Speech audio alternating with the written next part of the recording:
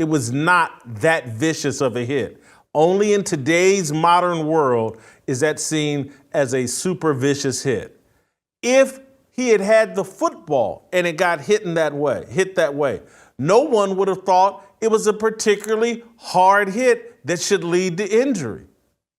And so no one's being a journalist here and saying, hold on, if he takes that hit in the game, no one bats an eye, no one thinks he should be that hurt. No one is sitting there thinking lacerated kidney, out 3 weeks. So it leads me to say, what don't we know? This kid had only played 8 games at Jackson State last year. He's injury prone. Why did that routine hit lacerate a kidney? Did he come into the game banged up? You heard what he had to say. When he first said that, I was thinking to myself, I said, this guy can't be serious. He can't be serious. But then I started to realize, I'm like, okay, he's saying one thing, but what's the message he's trying to convey? There are two things happening.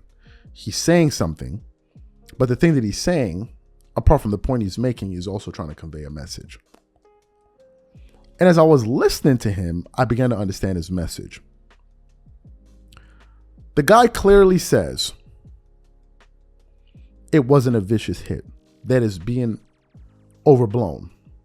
Meanwhile, you had professional athletes who played in the NFL in the era in the past saying that that was an excessive hit, number one. Number two, if the hit wasn't excessive, why was he rushed to the hospital and couldn't play in the second half and is now slated to be out for the next 3 weeks?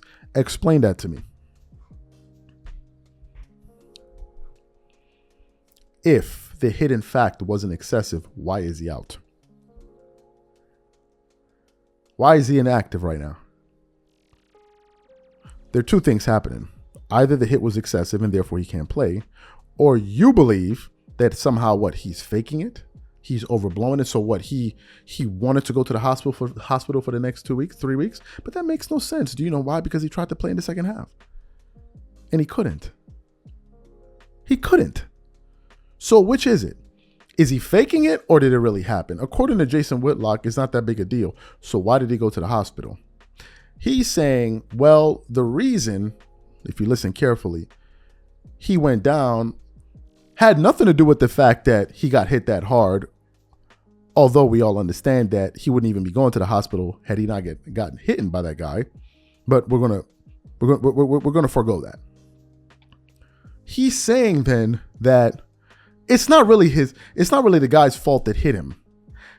It's his fault because he's not durable. Not because he hit him, but it's his fault because he wasn't durable. What kind of ass backward logic is this? Seriously. What kind of ass backwards way of thinking is? You see, this is what happens when you try to push agendas and you're not being straightforward. But it doesn't even end there. Here's another point I want to point out to you. There's another point I want to point out to you. We want to play the second clip for you guys of him talking about how Deion Sanders made himself a target. And then we're going to continue on with the show. Take a listen to that there. Let me go to the extra point, the extra layer of this. Deion put a target on his team's back. Everything Deion has been doing has been putting a target on his team's back. Deion has been running out, and I'm talking about since February, when he held the team meeting and told, or January, whenever he went to Colorado and held the team meeting and told everybody, hit the transfer portal. I'm bringing Louis Vuitton here. I want 4- and 5-star kids here. I want the best here. When Deion did that, that's the process of putting a target on your team's back. When Deion came out week 1 after beating TCU and saying, oh, I'm about to get comfortable up in here, and everybody's threatening, frustrated, a black coach leading a locker room with 75% black players. Deion racialized this whole thing and put a target on his team's back.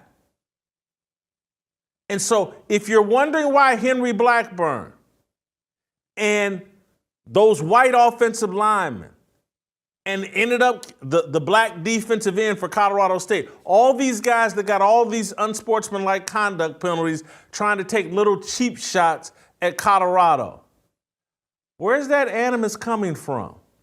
Again, I've seen this a million times. I've seen poor, working class, disrespected black kids go compete against the entitled, privileged, well-funded white kids and do exactly that. Oh, you think you better than us. You think we ain't nothing. You think we're beneath you. I'll show you. Seen it a million times. I've been one of them kids. And so now you can't see it because you're so blinded by your racial idolatry, racism, that you can't see that Deion has done this to white kids. I want to point out something to you, now that you've heard both clips, just to show that Jason Whitlock is playing a game with you people and the people that are not smart enough to pick up on what he's doing. On the one hand, the man said that there was nothing excessive about that hit. There was no malicious intent behind that hit. It was just an actual football play. Yeah, it may have been a little bit excessive, but it was nothing out of the ordinary. There's no real big need to make a big deal out of it. And ultimately, the hit wasn't so bad, and it was a guy really that because he didn't have such a durable body, it was his fault that he got hurt, essentially. So there was no malicious intent. No one was out to get these guys. But in the very next clip, he says, because of all of the talking, because of the way that these guys have been carrying themselves, they are making themselves a target. I have a question to ask to Jason Whitlock and people that support this line of thinking. Which one is it? Are they being targeted or are they not? Help me figure it out. Because within less than a 10-minute span, the guy just gave two opposing views. On the one hand, he's saying that there was nothing out of the ordinary. It was just a football play. Let's move on. And on the other hand, he's saying, if you look at the way these guys have been carrying themselves, if you look at the things that the coach has been saying, obviously, you're going to make yourself a target. You're going to make people want to come after you. He even then related it back to himself. I used to be one of these kids. What are you saying?